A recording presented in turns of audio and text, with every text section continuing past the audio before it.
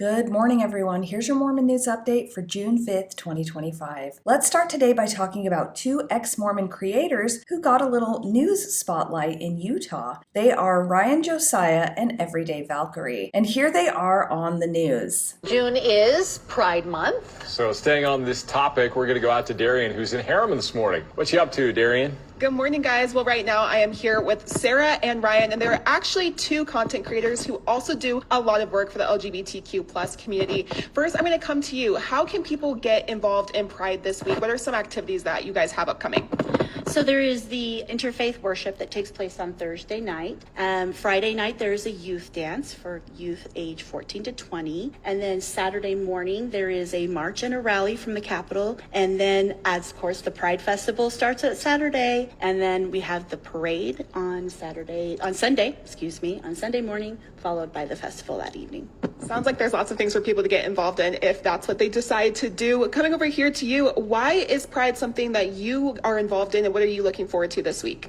I have been involved on social media. I've been rather outspoken on my platform, and so I was invited to join this group as an outspoken ally of sorts, and I kind of capitalized on my platform in order to help them raise funds to be able to be a part of Utah Pride. And so I'm really excited to be able to be in the parade with the Conversion Therapy Survivor Network and then join their booth as much as I am physically possible in this hot summer heat. I'm really excited. If people want to learn more about Pride events or get involved somehow, what's the best way for them to do that? Of course, the best way is to go to Utah Pride, and they have their website. They've got all the information there, so everybody can go check out their website to get all the details. Thanks so much for sharing. We'll send it back to you guys. Make sure to check them out on TikTok, where they share various thoughts about Mormonism. Now let's talk about a video that the church posted a few days ago on Facebook that details the restoration of the Moroni statue that sits atop the Salt Lake Temple. The video shows various members of the Baird family refurbishing the 22-karat gold leafing that covers the entire outside of the statue, and the video caption says the following: "Over the years, the Angel Moroni statue on top of the Salt Lake Temple has stood as a symbol of the restoration of the gospel of Jesus Christ." Wait a minute. Shouldn't they be saying it stands as a symbol of the ongoing restoration? Back to the caption. For the first time since it was originally placed in 1892, the statue was removed as part of the renovation efforts. After being carefully restored, the statue returned to its place atop the temple in April of 2024. We will discuss a little bit more about that restoration in a second. This moment reminds us that even things of great strength and beauty sometimes need renewal. Just like the architectural structure of a temple, we all go through seasons of refinement. We face challenges, and yet, through the love and guidance of our Heavenly Father, we can be restored and made whole again. I believe in a God that loves His children and that He will help teach them and help them complete hard tasks, said Richard Baird. How has Heavenly Father helped you complete things in your life? If I were going to answer this question honestly, I'd have to say, sadly, He hasn't. Not because of my lack of trying to get help from Him, though. Now let's delve into that refurbishing process a little more. First off, for 22-karat gilding, pricing can range from $4.25 to $9.60 per square inch, or $29 to $150 per square foot. The exact surface of the Angel Moroni statue on top of the Salt Lake Temple is not publicly disclosed. However, considering its height of 12 feet 5 inches and its intricate details, a rough estimate of its surface area would likely be in the range of 150 to 300 square feet. Let's go halfsies and say it is 225 square feet. That would make just the cost of the gold leafing somewhere between $6,500 if they used the cheapest leaf they could find and $34,000 if they went with the most expensive. And since we know that the church has said, quote, "In selecting building materials, the church settles for nothing but the best," end quote, I'd guess just the cost of the leafing materials was in the ballpark of $30,000. We would then have to factor in the cost of taking down the statue, the hours and hours of labor carefully applying the gold leafing, and the cost of placing the statue back on the temple. So, considering the size of the Moroni statue, the specialized skills required for gold leaf application, and the quality of materials used, 22-karat gold leaf, the cost to reapply the gold leaf to the Salt Lake Temple Moroni statue would likely be in the low to mid six figures. The Mormon Church certainly spares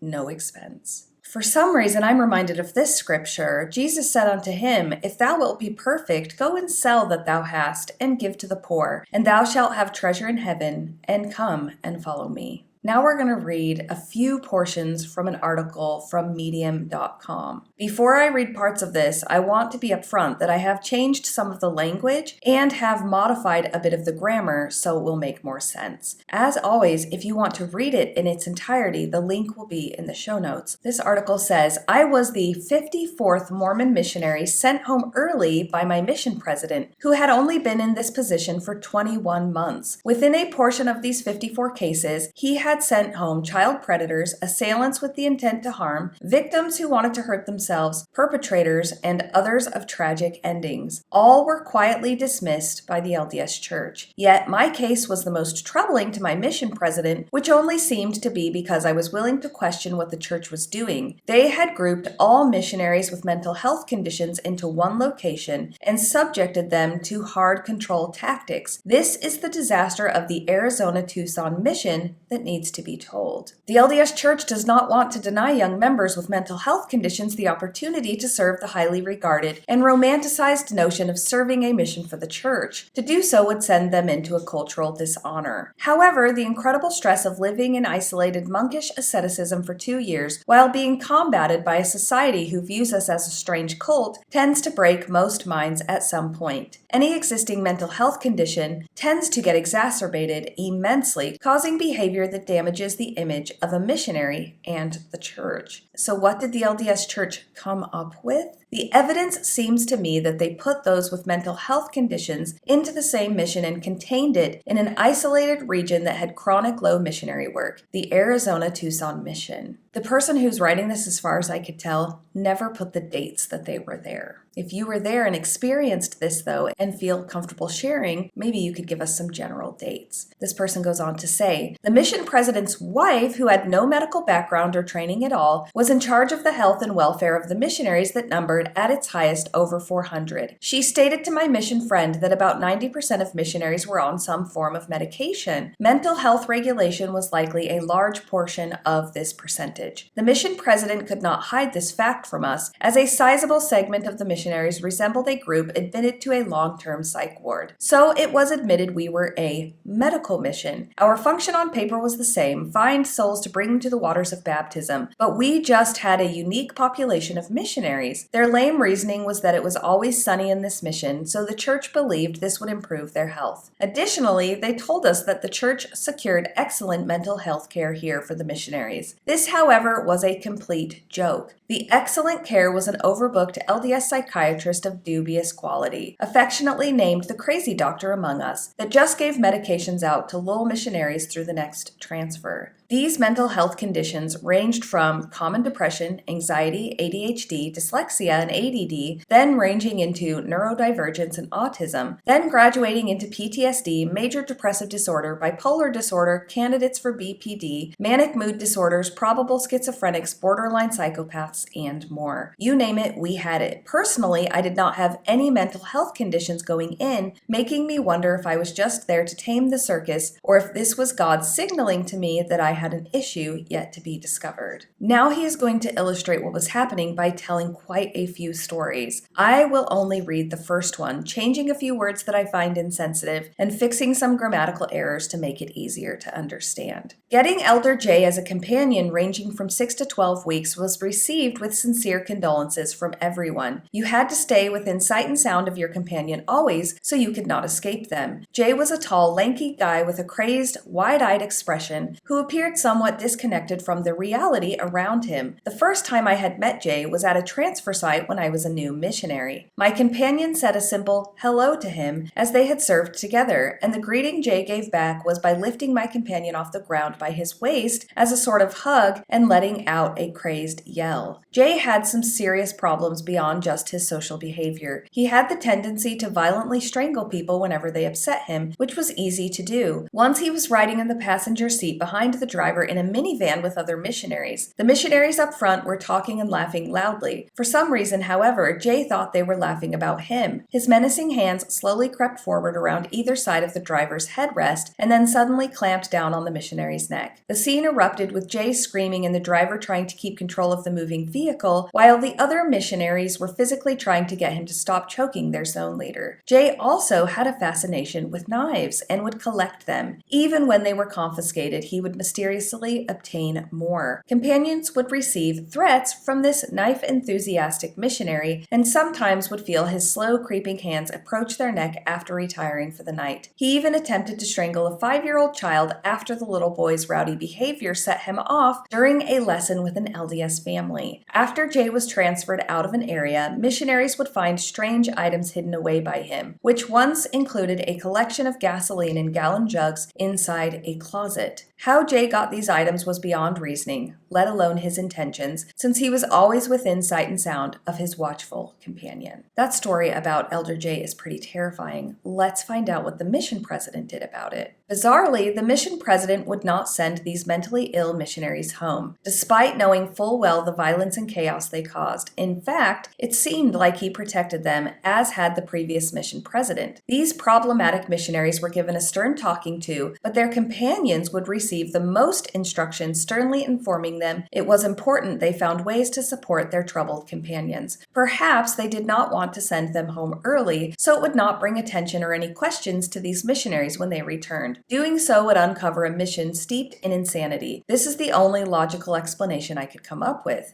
Our mission president used a variety of ways to handle difficult events or missionaries, one of which was sending missionaries into what we called banishment. This was an area far away in an obscure place in Arizona or New Mexico, over an hour away from any other missionaries in any direction. To understand why the chaos and anarchy among missionaries was so rampant must be explained by what the powers that be were doing. Our notoriety as a mission seems to have found its way to LDS Church headquarters. Not only was it a concentration mission for mental health and troubled missionaries receiving a second chance, but we were also among the most disobedient that caused extensive damage to church image and property. Of all the missions in the North American continent, the Arizona Tucson mission was number 2 for the most amount of damages done to mission vehicles by dollar value. Who number 1 was, we desperately wanted to know. Crimes of missionaries, from what we know, went unreported to the authorities, and the church quieted them away, so why not just do whatever you want?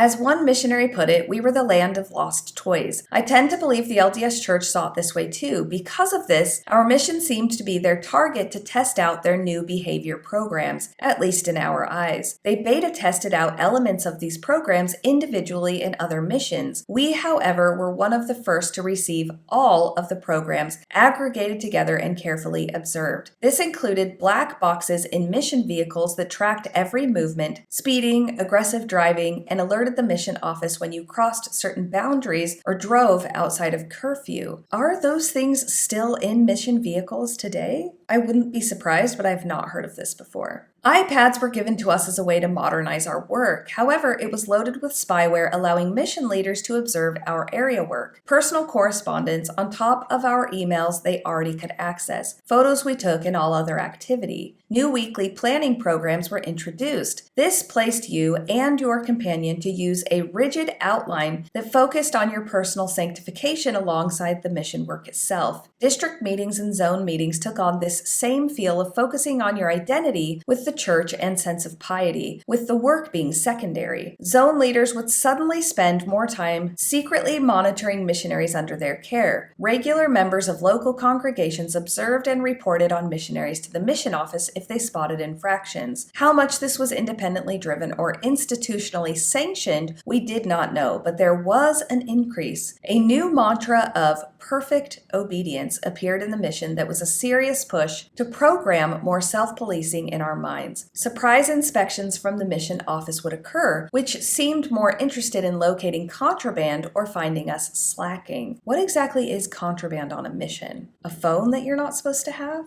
Maybe a movie? I don't know. They don't really have DVDs anymore. What could you be hiding in your room that you would get in trouble for? I didn't serve an LDS mission? So please answer these questions in the comments. All couches and cushioned chairs were removed from our apartments to encourage us to not stay home. Washers and dryers were taken to manufacture more hardship and save the church a marginal amount of money. This is abusive. What this person is describing is abuse. About my 12-month mark, I was largely done with the notion of just lift your head up and go to work for the sake of my personal safety. Many others came to this same conclusion. Any time you complained about these traumatic experiences, which seemed like a weekly occurrence, it was met with relative apathy from the mission president, and you would end up receiving a lecture. In fact, trauma exposure was par for the course in LDS missions, as they believed it was an important faith-building experience. It seemed they wanted your minds broken so they can build it back up with the weekly trainings waiting for you. The church was more concerned about converting the missionary than they were about anyone else anyway. This was a failed containment program by the LDS Church that they were still dragging along. I was wasting my life away, concerned about my safety, and mentally going to dark places where death seemed like a welcoming destination. Our minds were being warped so we would not question what was happening around us. However, this spilled over into my regular state of mind that really itself became uncertain. I called up my father, which you were definitely not supposed to do, and informed him that I was done. I wanted out of this hellhole. Greatly alarmed, he asked why I was calling him instead of my mission president about this. I simply told him just to call the mission president and see for yourself. This he did. The next day, he called me back and was in total shock by his conversation with our delusional mission president. Hearing about my state of mind, my dad agreed that I could come home even if it brought dishonor. I had numerous phone calls with my mission president arguing with him about the state of my mission. I began questioning what programs were being applied to us and the type of missionaries that were being confined together. All I received was the biggest gaslighting experience of my life, coercing me to see the issues were my own and not the church. With my situation getting desperate, I concocted a plan to steal a mission vehicle and escape to my family. One last rejection and I was gone. Thankfully, my mission president finally caved in and allowed my release from the mission early. The church says that missionaries are volunteers. Does this sound like a volunteer situation to you? He then says, I was instructed by him very seriously to not talk about what had happened in the Arizona-Tucson mission. Even the church leaders receiving me at home after my mission got wind of the precarious situation and extended the same warning. Do not talk about it. The tradition to speak to your welcome home congregation about your mission was denied. The stake president who released me from my mission servitude strongly encouraged me to fill out a packet outlining my goals and devotion to the church and wanted to meet with me regularly to track my thoughts. I was not merely approached with cultural shame for leaving early. It seemed I was viewed as a threat. I know that was quite long, but I thought it was really important. That person actually wrote many more pages about that experience, and I would suggest that you go read it in its entirety. I don't know when this happened, and I know the church has made some changes to missions to try and make them healthier for the young people who are serving them. I also know they have a long way to go. And last up today, let's finish with this interesting quote that's really got me thinking. It says, I'll never forget when I heard this. If you water dead plants long enough, you'll start to believe the problem is you.